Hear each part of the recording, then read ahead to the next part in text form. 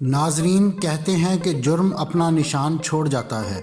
مجرم کتنا ہی چالاک کیوں نہ ہو، کبھی نہ کبھی گرفت میں آ ہی جاتا ہے۔ آج کی ویڈیو میں ہم آپ کو ایسے ہی ایک شاطر ملزم کی کہانی بتا رہے ہیں جس نے انتہائی چالاکی سے اپنی موت کا ڈرامہ تو کامیابی سے رچا لیا، مگر پھر اس کی عقل پر ایسا پردہ پڑا کہ ایک چھوٹی سی غلطی سے وہ قانون کی گرفت میں آ گیا۔ اگر آپ مختلف سائنسی، تاریخی اور علمی موضوعات پر سوچتے ہیں اور مزید جاننے کا تجسس رکھتے ہیں تو سبسکرائب کیجئے ہمارا چینل اور بیل آئیکن دبائیے تاکہ ان موضوعات پر تیار کی گئی ہماری ویڈیوز آپ کو فوری مل سکے۔ ناظرین، کچھ دن پہلے فیصل آباد میں ایک حساس ادارے کے ملازم کو قتل کر کے اس کی لاش جلا دی گئی تھی۔ اس واقعے کی خبریں میڈیا پر بھی چلیں۔ جلنے کی وجہ سے مقتول کی لاش ناقابل پہچان ہو گئی تھی، مگر کچھ جلے کاغذات جیسا کہ شناختی کارڈ اور سروس کارڈ لاش کے پاس ملے تھے، جن سے پتہ چلا کہ مرنے والا ایک حساس ادارے کا ملازم ہے۔ اس بات کی تصدیق ایسے بھی ہو رہی تھی کہ لاش کے جسم پر موجود وردی اگرچہ کافی حد تک جل چکی تھی، مگر پھر بھی پہچانی جا رہی تھی۔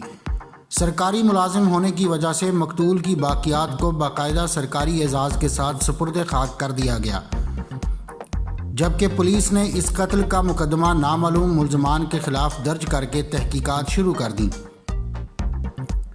پولیس نے اندھے قتل کا سراغ لگانے کے لیے تفتیش شروع کر دی اور ثبوت و شواہد اکٹھے کیے جانے لگے۔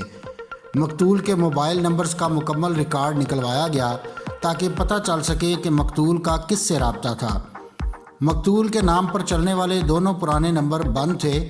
ابھی پولیس اہلکار اس کا جائزہ لے رہے تھے کہ ایک چونکا دینے والا انکشاف ہوا کہ وقوعے کے صرف 2 دن بعد ہی گجرانوالہ میں مقتول کے آئی ڈی کارڈ سے ایک نئی سم نکلوا کر ایکٹیو کروائی گئی تھی۔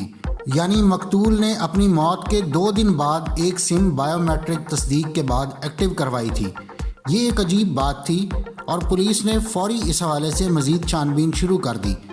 گجرانوالہ میں اس جگہ چھاپا مارا گیا جہاں یہ نمبر اس وقت استعمال ہو رہا تھا، تاہم جہاں کی لوکیشن آ رہی تھی اس گھر کو تالا لگا ہوا تھا۔ دوبارہ تصدیق پر بھی لوکیشن وہی آئی تو پولیس اس گھر میں داخل ہوئی۔ اندر داخل ہونے پر اہلکاروں کی حیرانی کی کوئی حد نہ تھی جب انہوں نے دیکھا کہ مقتول ان کے سامنے کھڑا تھا، یعنی وہ اہلکار جس کے قتل کی چھانبین پولیس کر رہی تھی زندہ ان کے سامنے کھڑا تھا۔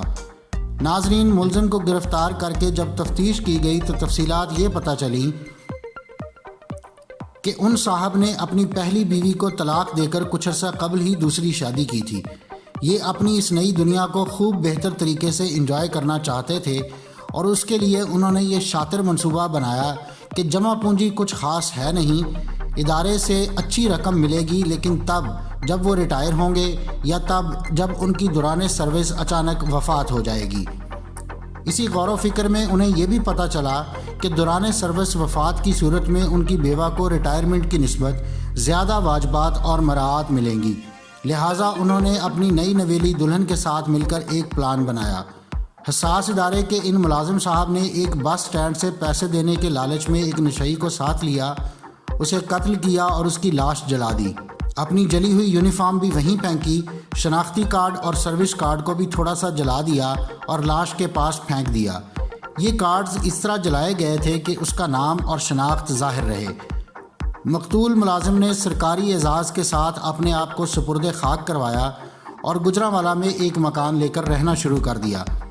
ملازم صاحب نے گھر کے مرکزی دروازے کو باہر سے تالا لگوایا اور خود اندر آرام کیا کرتے تھے۔ اس انتظار میں تھے کہ نئی بیگم کاغذی کارروائی وغیرہ پوری ہونے کے بعد ادارے سے لمبی رقم لائیں تو یہیں سے کہیں اور نکل جائیں، لیکن موبائل کے چسکے نے کام خراب کر دیا۔ شاید یہ بھی انٹرنیٹ کے بغیر نہیں رہ سکتے ہوں گے۔ اپنی موت کا ڈرامہ رچانے والا یہ شاطر اب فیصل آباد پولیس کی حراست میں ہے۔